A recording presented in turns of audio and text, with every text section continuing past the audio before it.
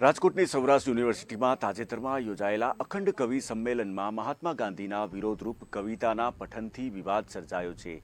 ગાંધીજીને આઝાદી કે નાયક થે તુમ કેશે ખલનાયક કહેતા મધ્યપ્રદેશના કવિ દેવકૃષ્ણ સામે ગાંધી પ્રેમીઓમાં કચવાટ ફેલાયો છે। કોંગ્રેસના આગેવાન નિદ્દત બારોટ દ્વારા સમગ્ર મામલે કવિ સામે પોલીસ ફરિયાદ કરવા તેમજ ગુલાબદાસ બ્રોકર ચેરના કોઓર્ડિનેટર મનોજ જોશીના રાજીનામાની માંગણી કરવામાં આવી છે। ફરિયાદ કરવા તેમજ જે ગુલાબદાસ બ્રોકર ચેરના કોઓર્ડિનેટર મનોજ જોશીના રાજીનામાની માંગ પણ કરવામાં આવી છે। આપને જણાવી દઈએ કે જે પ્રકારે પાછલા દિવસોની અંદર સૌરાષ્ટ્ર યુનિવર્સિટી ખાતે એક કવિ સંમેલન યોજાયું હતું। સૌરાષ્ટ્ર યુનિવર્સિટીના નેજા હેઠળ આ કવિ સંમેલન યોજાયું હતું, જેની અંદર આઝાદી કે નાયક તુમ કેશે ખલનાયક આવા વિધાનો મધ્યપ્રદેશના કવિ કૃષ્ણલાલજી છે તેમના દ્વારા સંબોધવામાં આવ્યા હતા।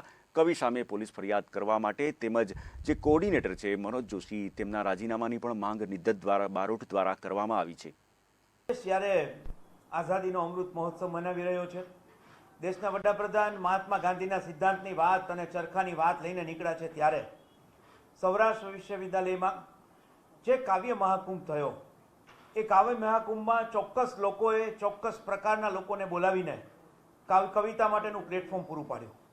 એમાં કૃષ્ણ જે રહેવાસથી આવેલા હતા દેવકૃષ્ણ, એણે જે કવિતા રજૂ કરી એમાં મહાત્મા ગાંધી માટે ખૂબ જ ઘસાતું બોલાયું।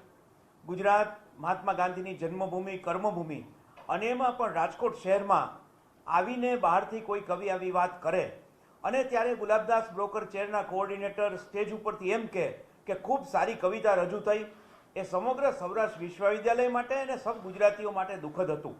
મને એવું લાગે છે કે આની ગંભીર નોંધ લેવાવી જોઈએ। જે કવિએ આ ખોટી રજૂઆત કરી છે, વિકૃત રજૂઆત કરી છે, એની સામે પોલીસ ફરિયાદ થવી જોઈએ અને ગુલાબદાસ બ્રોકર ચેરના કોઓર્ડિનેટરનું તાત્કાલિક યુનિવર્સિટીના કુલપતિએ રાજીનામું લેવું જોઈએ।